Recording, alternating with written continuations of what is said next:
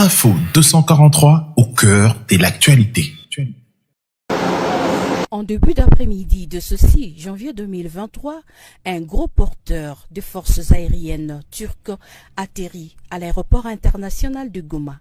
C'est dans le cadre de la collaboration congolo-turque. Le président de la Turquie, son Excellence Recep Tayyip Erdogan, trouve une bonne manière de dire non à l'agression de la République démocratique du Congo en dotant les forces armées de la RDC du matériel militaire très moderne. C'est pour améliorer les conditions des soldats loyalistes sur les lignes de front. Le commandant d'Algique, représentant personnel du président turc, les a remis au gouverneur de la province du Nord Kivu. C'est dans un cadre dedans que nous aimerions vous remettre ce papier pour formaliser cette remise.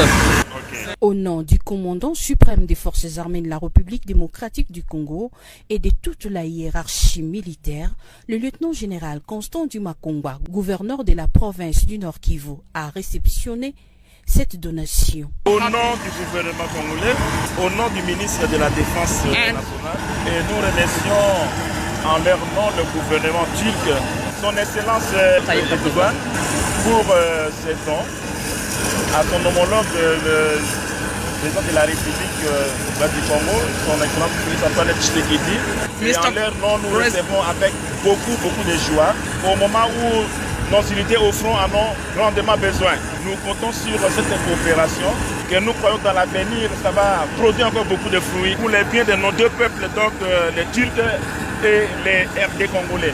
Il l'a remis à son tour au commandant 3e zone défense, représenté ici par son adjoint en charge des opérations et renseignements. Nous ne faisons que remercier au commandant suprême des forces armées de la République démocratique du Congo et de la police nationale congolaise, à travers son représentant légal dans la province de Nord Kivu, aux efforts consentis qui est en train de se donner pour améliorer tant soit peu son armée. Le matériel que vous nous donnez, je pense que ça va nous soulager beaucoup au front.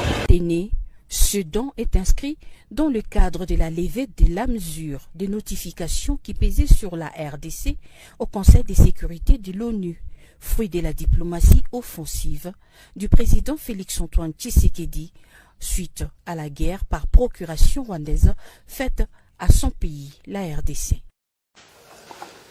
Communiqué de presse relatif à la réunion du comité provincial de sécurité du mardi 3 janvier 2023.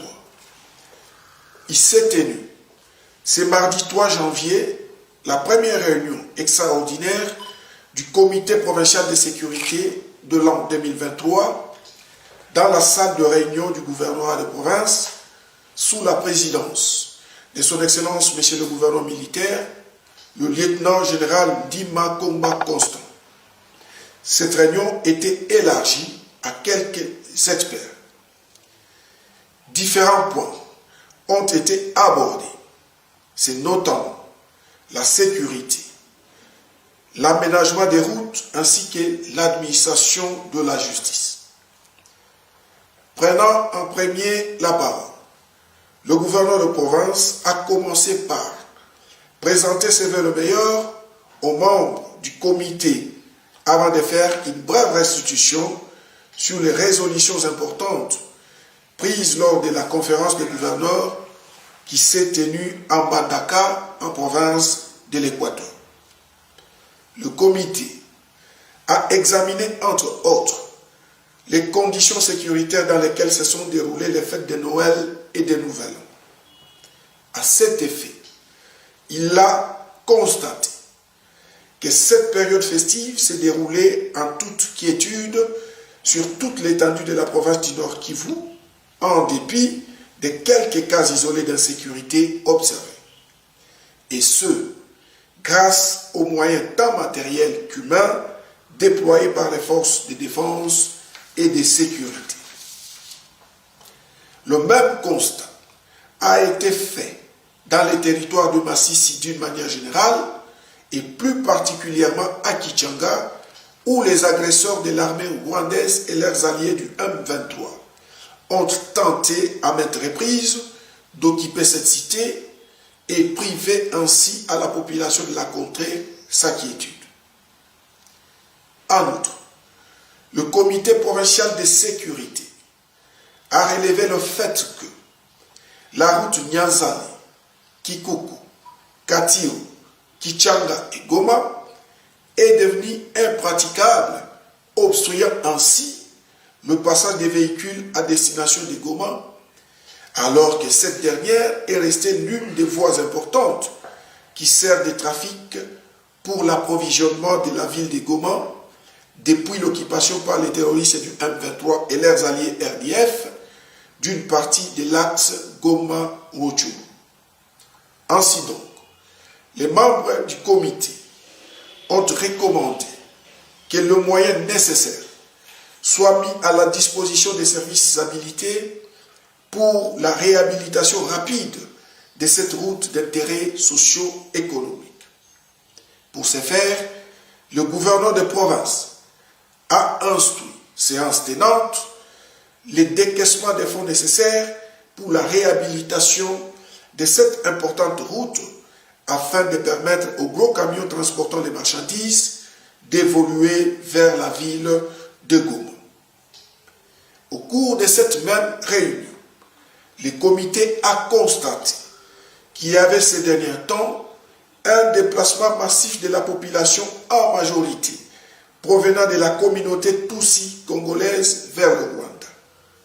Sur ce point, il a été conclu qu'il s'agit de la manipulation de la communauté Tutsi congolaise par le Rwanda afin que cette dernière aille occuper les camps des réfugiés sous prétexte qu'elle fuyait les menaces et violations de la part d'autres communautés et ainsi donner une justification à la présence de l'armée rwandaise sur le sol congolais. Enfin, le comité a exploité le rapport des services judiciaires ayant trait à l'incendie qui s'était déclaré au marché des souliers à Mani Maendeleo en date du 11 décembre 2022.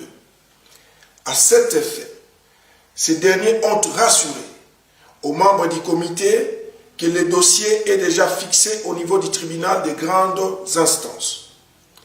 Eu égard à cela, le comité provincial de sécurité a appelé toutes les parties à plus d'apaisement en attendant l'issue du dossier. D'autres importantes mesures sécuritaires ont été également prises. Commencé à 11h30, la réunion a pris fin à 15h30.